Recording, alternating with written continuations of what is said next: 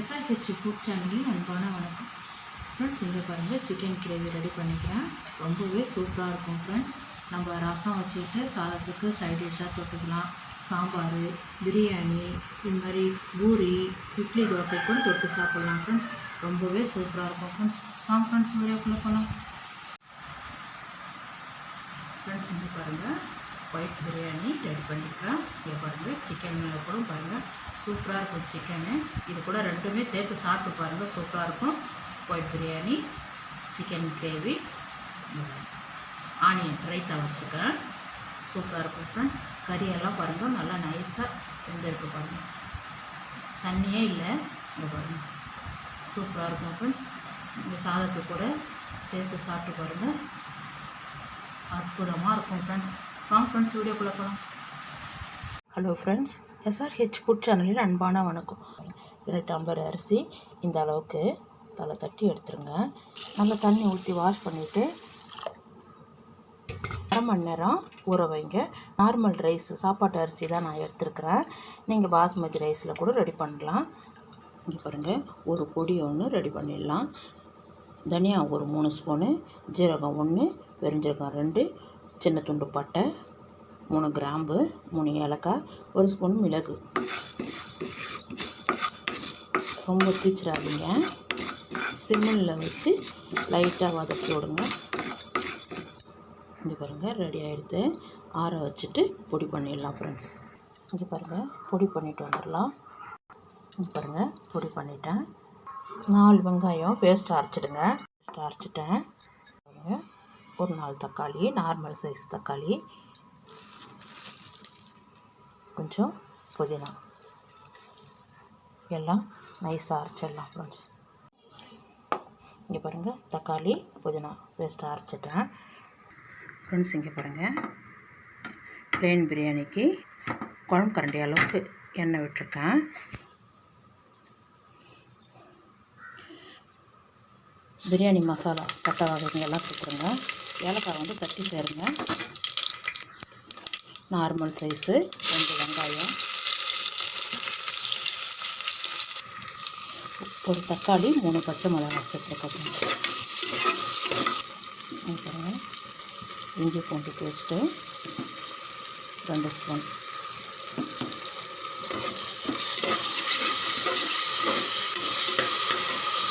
நல்லா வதங்கிட்டு 100 கிராம் தயிர். நார்மலாக ரொம்ப புளிச்சிருக்கக்கூடாது.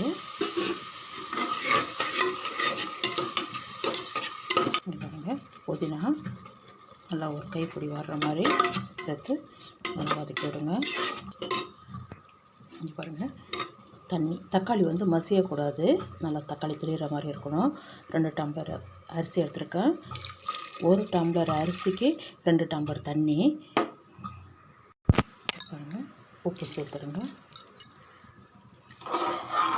நல்லா கலந்து விடுங்க. உப்பு செக் பண்ணிக்கோங்க. நம்ம சிக்கனில் தான் வந்து காரத்தை சேர்த்துப்போம், அதனால தான் நான் 3 பச்சை மிளகாய் சேர்த்துருக்கேன். இதுவே நல்லா காரம் தான். தட்டு போட்டு மூடிங்க. தண்ணி நல்லா கொதிக்கட்டும். சிக்கன் க்ளீன் பண்ணி வாஷ் பண்ணி எடுத்துகிட்டு வந்திருக்கேன். இது 1 கிலோ சிக்கனுக்கு தொடர்ந்து மஞ்சள் பொடி 2 ஸ்பூன்,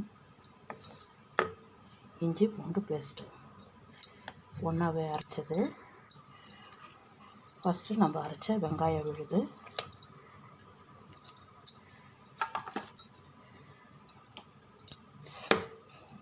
அதுக்கப்புறம் தக்காளி, புதினா,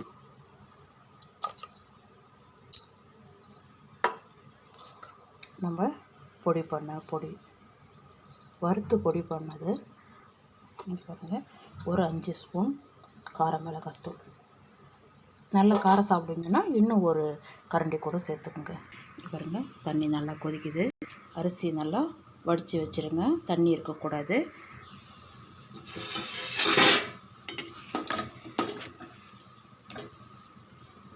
அப்படியே அரிசியை எல்லாமே அப்படியே சேர்த்துருங்க. ஒரு எலுமிச்சைப்பழம், அவ்வளோதான். உப்பு செக் பண்ணிக்கோங்க கரெக்டாக இருக்கான்னு.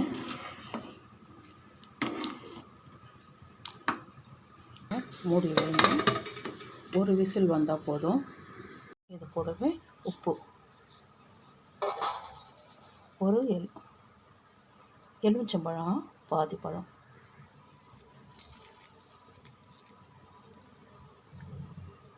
நல்லா கை வச்சு கலந்து விடுங்க. நல்லா கலந்து விட்டாச்சு. தயிர் ஒரு 50 கிராம் தயிர் சேர்த்து நல்லா கலந்து விட்டுட்டு தட்டு போட்டு ஒரு அரை மணி நேரம் மூடி வைங்க. தட்டு போட்டு மூடி வைங்க. நல்லா அரை மணி நேரம் மசாலாலாம் கறியில் குழம்பு கரண்டி அளவுக்கு எண்ணெய் விட்டுடுங்க. கடுகு உளுத்தம்பருப்பு ஒரு ஸ்பூன் சேர்த்துருங்க.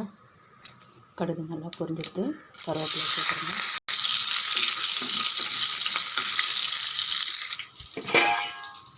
பாருங்கள், நல்லா கறியில் மசாலாலாம் நல்லா ஊறி இருக்க பாருங்கள். அப்படியே நம்ம எடுத்து வச்சுருக்கிற சிக்கன் எடுத்து நல்லா கலந்து விடுங்க. பாருங்கள், 5 நிமிஷம் நல்லா கறி வதக்குன்னா இந்த மாதிரி வரும். சிக்கனில் இருக்கிற தண்ணி எல்லாம் விடும். இது பாருங்கள், நல்லா நம்ம பச்சையாக சேர்த்துருக்குறோம்ல வெங்காயம் தக்காளி, அதெல்லாம் நல்லா பச்சை வாசனை போகிற அளவுக்கு நல்லா வதக்கி விடுங்க. உப்பு காரம் கரெக்டாக இருக்கான்னு பார்த்து செக் பண்ணிக்கோங்க. அப்படியே மூடி வைங்க. இன்னும் ஒரு 5 நிமிஷம் நல்லா வேகட்டும். தண்ணி எதுவும் சேர்க்கக்கூடாது ஃப்ரெண்ட்ஸ். செஞ்சு பாருங்கள்.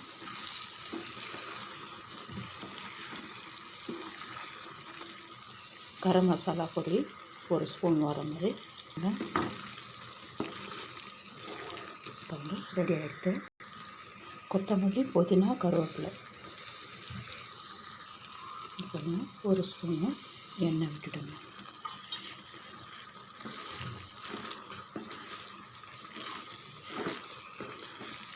அவ்வளோதான், ரெடி ஆகிடுச்சு. சிக்கன் நல்லா நைஸாக வெந்திருக்கும். தண்ணியே சேர்க்காமல் சேர்த்துருக்கோம். ரொம்பவே சூப்பராக இருக்கும்.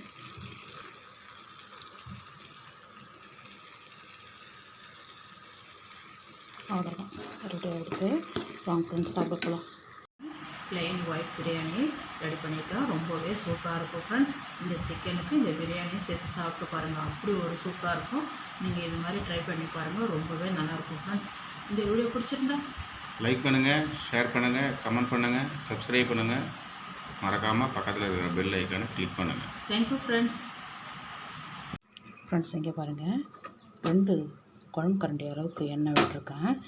பட்டை வகை பிரியாணி பட்டை வகைங்க. பட்டை 1, கிராம்பு 4, ஏலக்காய் 4, சோம்பு 1 ஸ்பூன். இங்கே பாருங்கள், இது கூடவே ஒரு 6 வெங்காயம்,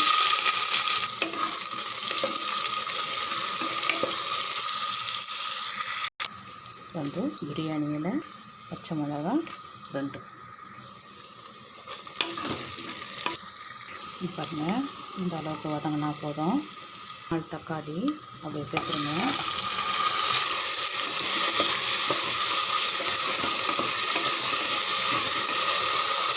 இது பாருங்கள், தக்காளி நல்லா வதங்கியிருக்கு.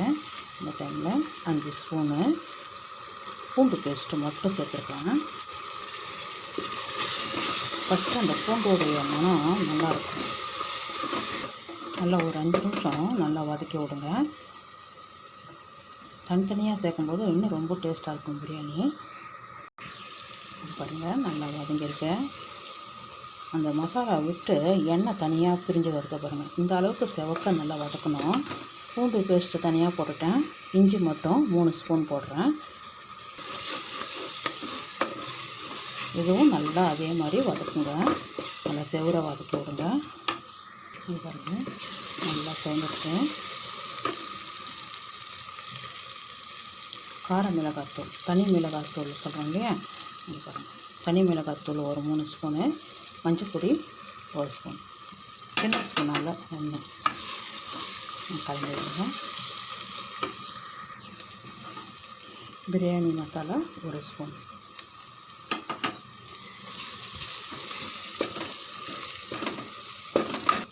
தயிர் 100 கிராம் தயிர் அப்படியே சேர்த்துருங்க. ரொம்ப புளிப்பு இருக்கக்கூடாது, நார்மலாக இருக்கணும். நல்லா கலந்து விடுங்க. தீயை குறைச்சிடுங்க. மசாலா சேர்த்துட்டோம். மிளகாத்தூள் சேர்த்தாலே தீயை குறைச்சிடணும், அடிப்பிடிக்க ஆரம்பிச்சிடும். இது பாருங்க, தனியாக எண்ணெய் திரிஞ்சு வருது பார்த்தீங்களா? இந்த மாதிரி செவக்க வறுத்தா தான் மசாலாவும் நல்லா வறுபட்டுருக்கு பாருங்கள். இந்த டைமில் தான் பிரியாணி சூப்பராக இருக்கும். பாதியோடு வேகாத கலந்து போட்டோம்னா பிரியாணி நல்லா இருக்காது. இந்த மாதிரி நல்லா செவக்க வதக்கி சேர்த்தோன்னா பிரியாணி நல்லாயிருக்கும். ஒரு கட்டு புதினா, கொத்தமல்லி.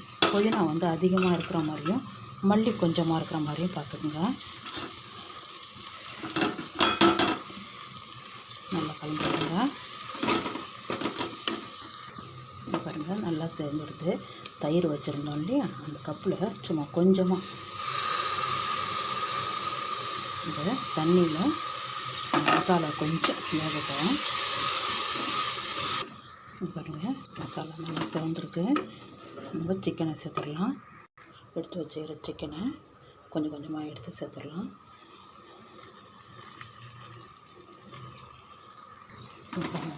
சிக்கனை நல்லா கலந்து விடுங்க. சிக்கன் வேகிற டைமில் கொஞ்சம் உப்பு சேருங்க. அப்புறமா லாஸ்ட்டில் செக் பண்ணிவிட்டு உப்பு சேர்த்துக்கலாம். நல்லா கலந்து விடுங்க. மசாலா, கறி எல்லாம் ஒன்று போல் நல்லா செவந்து வந்திருக்கு. ஒரு டம்ளர் தண்ணி ஊற்றிடுங்க.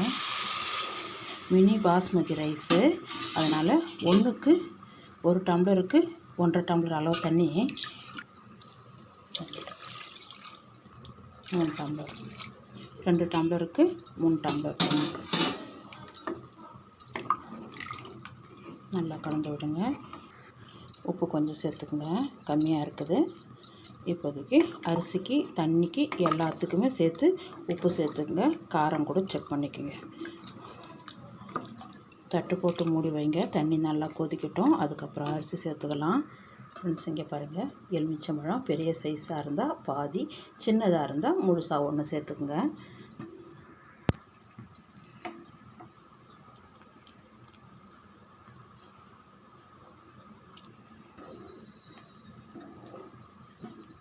நல்லா கலந்து விட்டுட்டு